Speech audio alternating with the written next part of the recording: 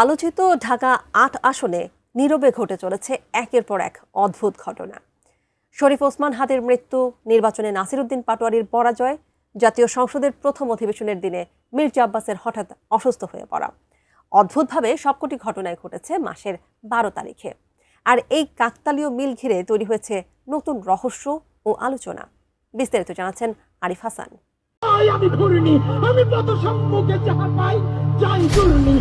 আগামী 24 ঘন্টায় অ্যাকশন দেখবো, অ্যাকশন। তুমি কোন বাল আব্বাস? তুমি আসছো এখানে মামলা করতে? আপনি ঢাকা ৮-এ ফেল করেছেন। রাজধানীর মতিঝিল, শাহবাগ, রমনা, পল্টন ও শাহজাহানপুর থানা নিয়ে গঠিত দেশের অন্যতম আলোচিত সংসদীয় আসন ঢাকা ৮। ইতিহাস, আন্দোলন, রাজনৈতিক উত্থান পতনের অসংখ্য স্মৃতির সাক্ষী এলাকা।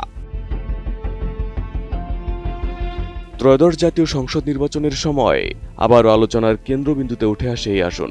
তবে ভোটের উত্তেজনার আড়ালেই যেন ঘটতে থাকে একের পর এক অদ্ভুত ঘটনা, যা সামনে আসার পর নতুন করে আলোচনা শুরু হয়েছে রাজনৈতিক অঙ্গনে।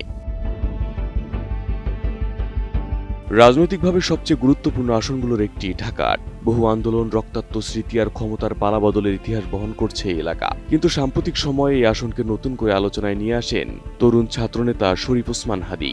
আমি উন্মাদ, আমি ঝঞ্ঝা, আমি ভিতিয়ে দরিদ্রের বলবীর চিরোন্নত মানুষের। অল্প সময়ের মধ্যেই ব্যাপক জনপ্রিয় হয়ে ওঠেন হাদি। জুলাই আন্দোলনের চেতনাকে টিকিয়ে রাখা এবং বিদেশি আধিপত্যবাদের বিরুদ্ধে তার সাহসী কণ্ঠ ছড়িয়ে পড়ে বাংলার আনাচে কানাচে। বড় রাজনৈতিক দল বিএনপি জামায়াতের বাইরে গিয়ে স্বতন্ত্র প্রার্থী হিসেবে নির্বাচনে অংশ নেওয়ার সিদ্ধান্ত নেন তিনি।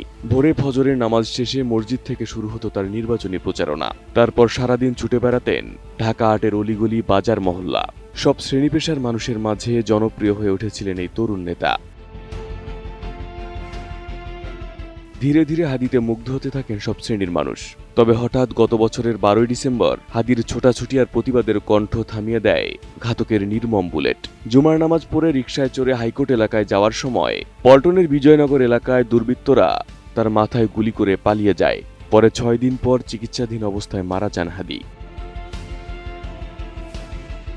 এদিকে হাদি মারা যাওয়ার পরও থেমে থাকেনি ঢাকা ৮ নিয়ে আলোচনা।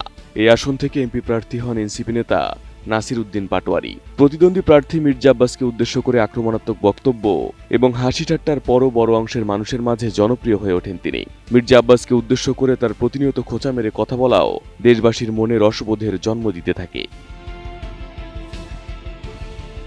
অবশেষে আসে বহুল কাঙ্ক্ষিত ত্রয়োদশ জাতীয় সংসদ নির্বাচন। চলতি বছরের ১২ই ফেব্রুয়ারি অনুষ্ঠিত হয় ভোট যুদ্ধ। টান টান উত্তেজনার পর মির্জা আব্বাসের কাছে হেরে যান পাটোয়ারি। এই আসন থেকে এমপি নির্বাচিত হন মির্জা আব্বাস। যদিও নির্বাচনে হেরে আব্বাসের বিরুদ্ধে ভোট কারচুপি ও ইলেকশন ইঞ্জিনিয়ারিং এর অভিযোগ তোলেন পাটোয়ারি। তবে পরে এই রায় মেনে নেন তিনি। আপনি ঢাকা ৮-এ ফেল করেছেন, লিখে রাখুন জনাব আব্বাস। আপনাকে তারেক জিয়া এসে রক্ষা করেছে।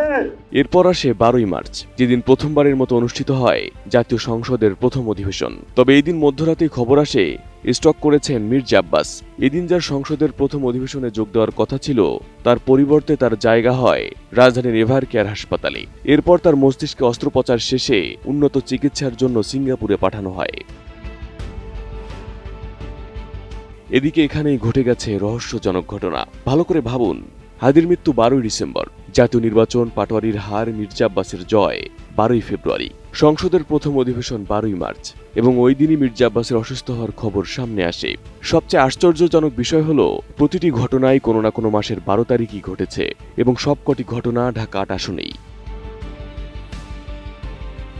আরেকটি আশ্চর্যজনক বিষয় হলো, এই আসনে নির্বাচন নিয়ে এত আলোচিত হলেও কেউই যেতে পারেননি সংসদে।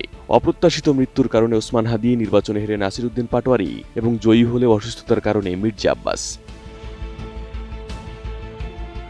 রহস্যময় এই ঘটনাগুলো যেন আবার প্রমাণ করছে ঢাকা ৮ আসলে আলোচনা তৈরি করতেই ভালোবাসে। কাকতালীয় হলেও এই আসনের সাম্প্রতিক ঘটনা প্রবাহের সঙ্গে অদ্ভুতভাবে জড়িয়ে আছে ১২ তারিখ।